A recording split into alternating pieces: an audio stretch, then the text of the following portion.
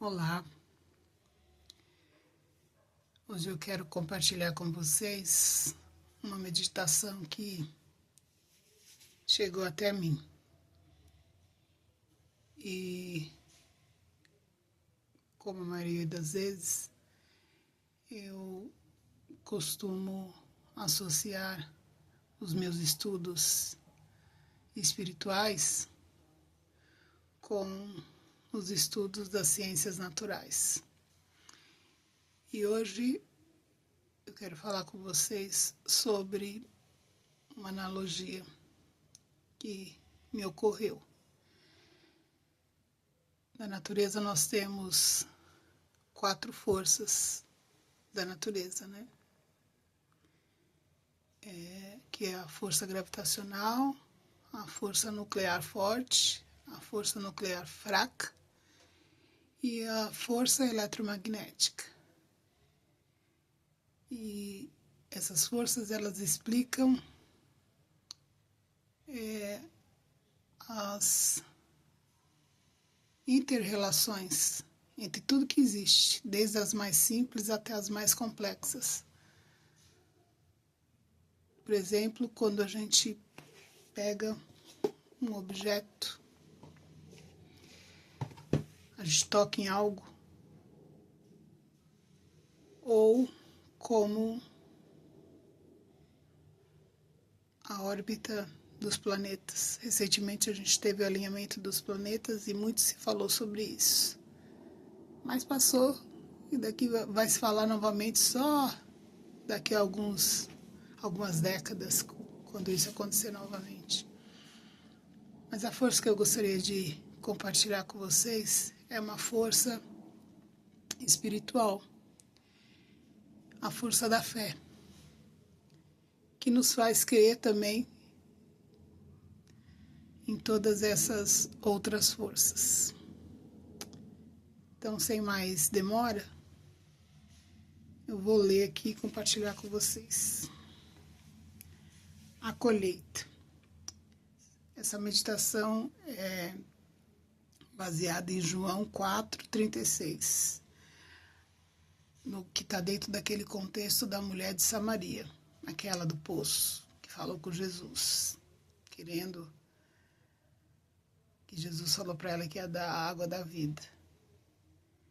E aí lá no verso 36 fala o seguinte: aquele que colher já recebe o seu salário.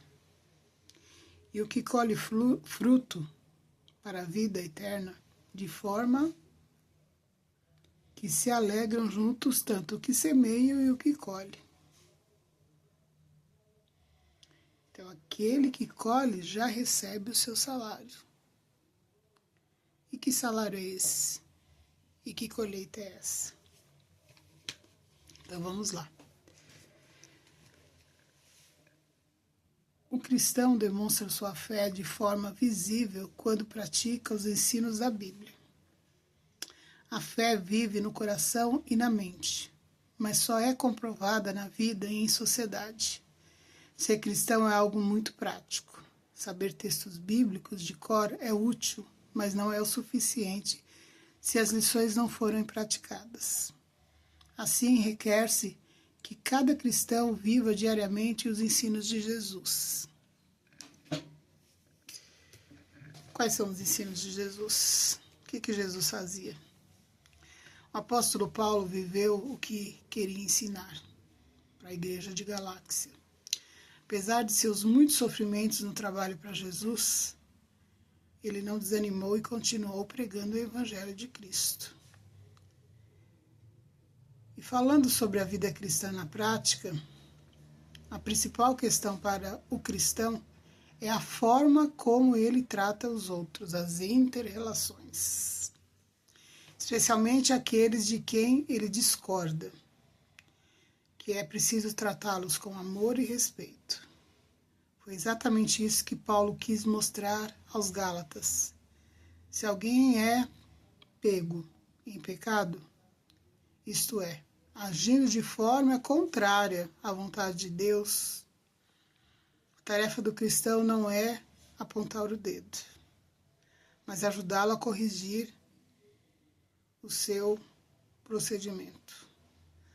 O seguidor de Cristo, de Jesus Cristo, também deve ajudar o próximo a suportar aquilo que lhe é pesado, como, por exemplo, uma fraqueza moral, um vício, enfim, a não ser se a pessoa se considera superior.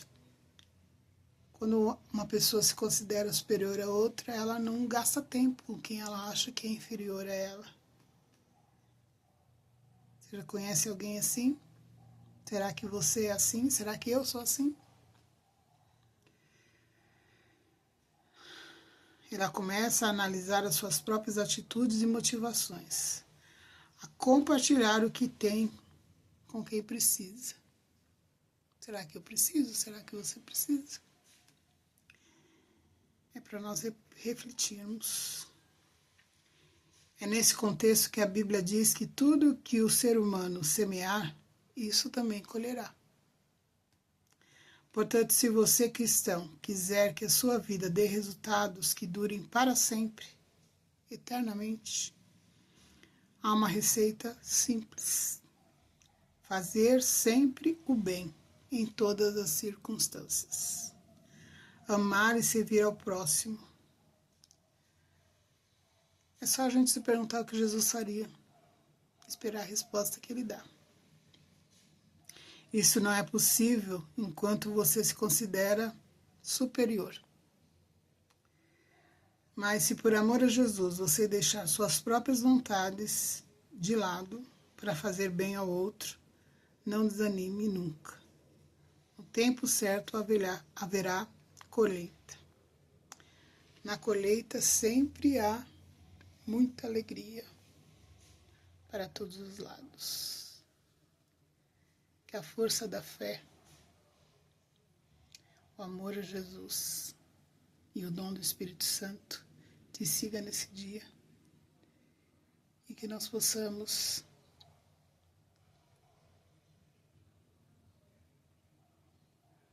alcançar a colheita. Em nome de Jesus. Amém.